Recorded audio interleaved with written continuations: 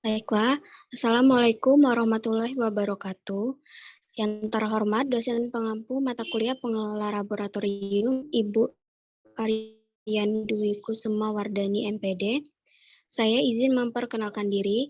Nama saya Marisa Rintania dengan NPM 211060046.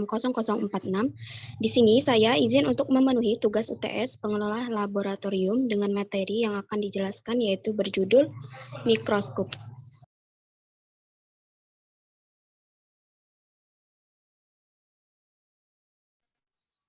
Baiklah, untuk mempersingkat waktu, langsung saja saya akan memaparkan materi mikroskop, yaitu yang pertama, mikroskop.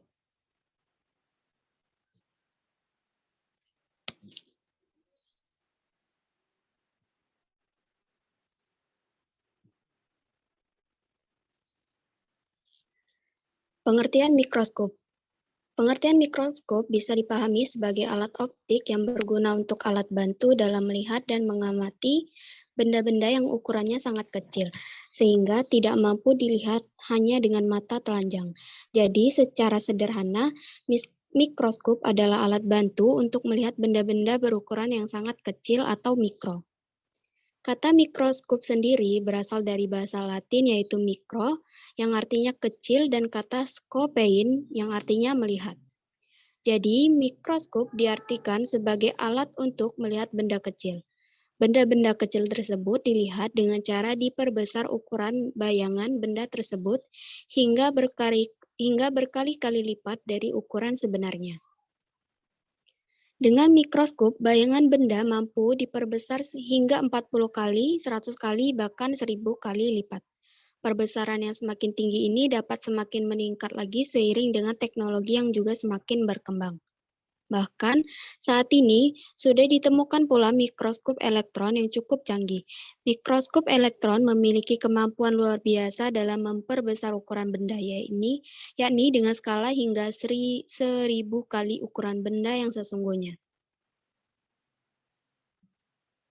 Selanjutnya adalah penemu mikroskop adalah Antony van Leeuwenhoek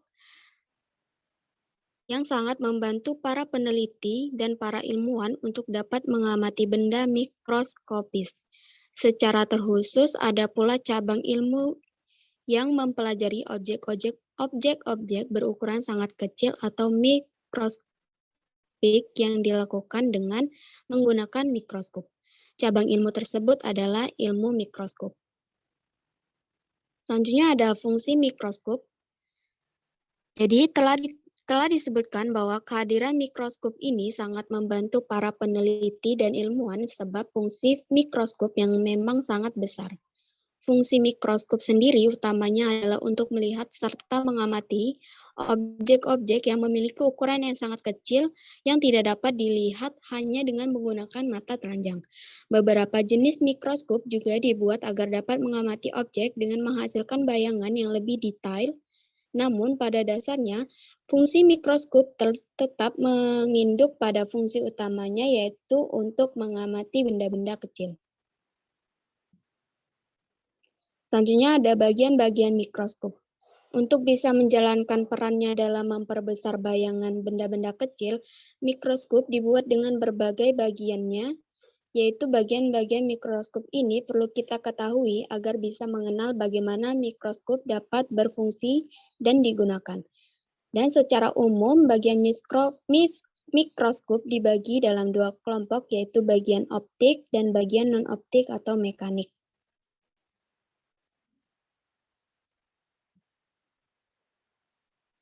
Di sini ada gambar mikroskop dapat dilihat. Selanjutnya ada bagian-bagian optik mikroskop. Pada bagian optik mikroskop sendiri. Pada bagian optik mikroskop terdiri dari lensa okuler, lensa objektif, kondensor, diafragma, dan cermin. Berikut keterangannya. Yang pertama yaitu lensa okuler. Lensa okuler adalah lensa yang terdapat pada bagian ujung atau tabung mikroskop. Pada lensa okuler inilah para pengamat melihat objek yang diperbesar bayangannya. Lensa okuler ini berperan dalam memperbesar kembali bayangan yang dihasilkan secara objektif, yang biasanya lensa okuler mempunyai perbesaran 6, 10, atau 12 kali lipat. Yang kedua yaitu lensa objektif adalah lensa yang berada dekat dengan objek yang diamati. Pada mikroskop, umumnya terdapat 3 lensa objektif, yaitu dengan kemampuan perbesar 10, 40, atau 100 kali. Untuk menggunakan lensa objektif ini, terlebih dahulu pengamat harus mengoleskan minyak emersi pada bagian objek, yaitu dengan fungsi minyak emersi adalah sebagai pelumas serta memperjelas bayangan benda. Minyak ini diperlukan karena ketika dilakukan perbesaran 100 kali, letak lensa dan objek yang diamati sangat dekat, bahkan kadang bersentuhan. Yang ketiga yaitu kondensor adalah bagian mikroskop yang dapat diputar, baik naik atau turun. Fungsi kondensor adalah untuk mengumpulkan cahaya yang dipantulkan oleh cermin dan memusatkannya ke objek.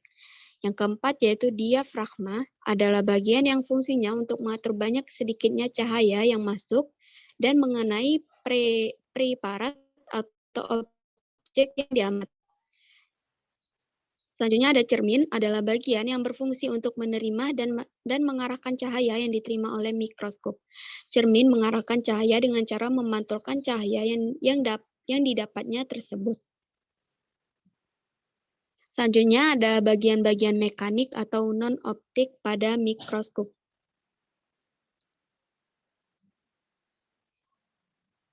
Yang pertama ada revolver, adalah bagian yang fungsinya untuk mengatur perbesaran lensa objektif yang diinginkan oleh pengamat. Yang kedua ada tabung mikroskop, adalah bagian yang fungsinya untuk menghubungkan lensa objektif dan lensa okuler pada mikroskop. Lensa mikroskop sendiri adalah bagian yang fungsinya sebagai tempat pengamat ketika memegang mikroskop. Yang ketiga yaitu meja benda, adalah bagian yang berfungsi untuk tempat meletakkan objek yang hendak diamati.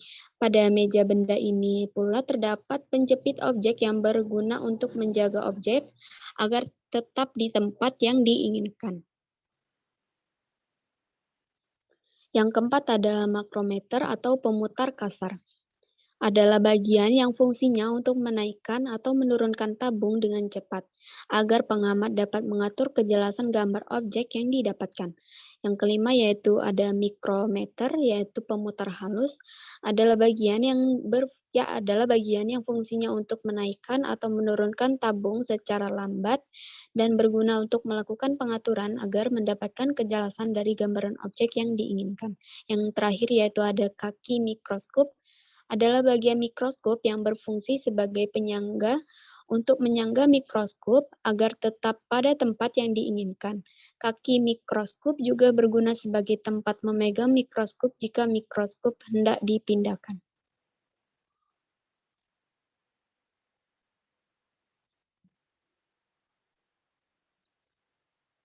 Selanjutnya ada macam-macam mikroskop. Jadi berdasarkan pada sumber energi yang dimanfaatkan, mikroskop sendiri dibagi ke dalam dua jenis yaitu mikroskop cahaya dan mikroskop elektron.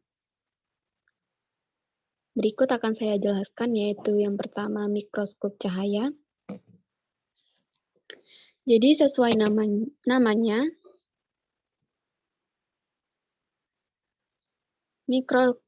mikroskop cahaya adalah jenis mikroskop yang dapat digunakan dengan memanfaatkan cahaya sebagai sumber energinya. Pada mikroskop cahaya digunakan lensa yang berperan untuk memusatkan cahaya ke objek yang hendak diamati. Cahaya yang digunakan sebagai sumber energi ini dapat berasal dari cahaya matahari ataupun cahaya lampu.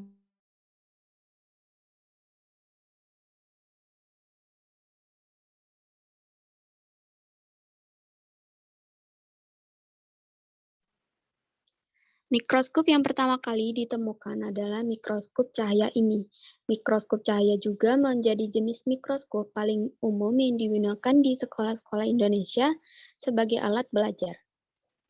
Mikroskop cahaya umumnya mempunyai 3 jenis lensa objektif dengan masing-masingnya yang mampu melakukan perbesaran lemah 4 atau 10 kali, perbesaran sedang 40 kali, dan perbesaran kuat 100 kali. Selain itu, ada juga lensa okuler dengan perbesaran 10 kali. Dengan bekal lensa tersebut, mikroskop cahaya umumnya mempunyai perbesaran maksimal 1000 kali dari ukuran sebenarnya. Ada pula jenis mikroskop cahaya yang hanya mempunyai satu lensa okuler atau monokuler dan yang hanya mempunyai dua lensa okuler atau binokuler atau mikroskop stereo. Umumnya, mikroskop monokuler hanya dapat melihat panjang dan lebar dari objek saja, sedangkan mikroskop binokuler dapat melihat objek secara 3 dimensi, yaitu secara panjang, lebar, dan tinggi objek.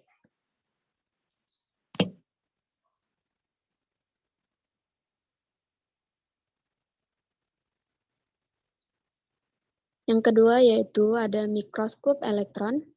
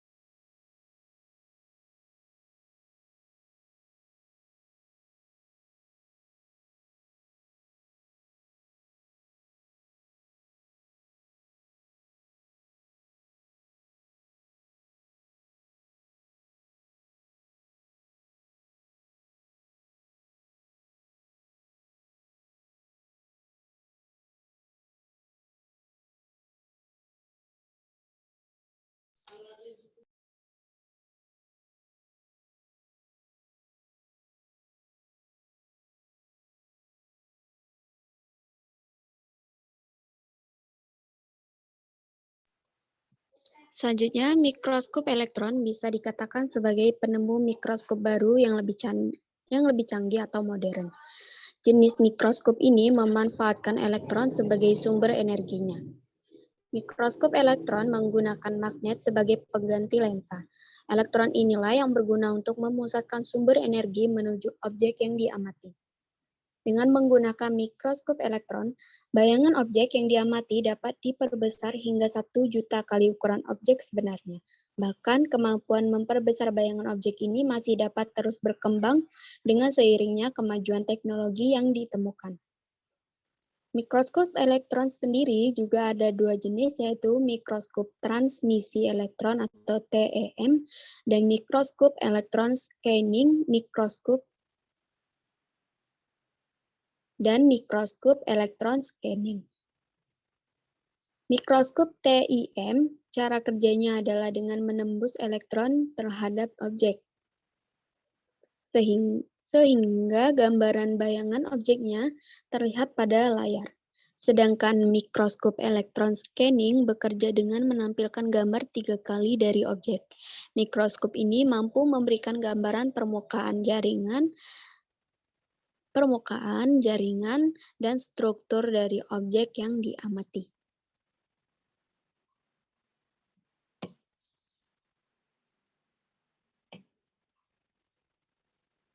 Baiklah, sekian materi yang telah saya sampaikan.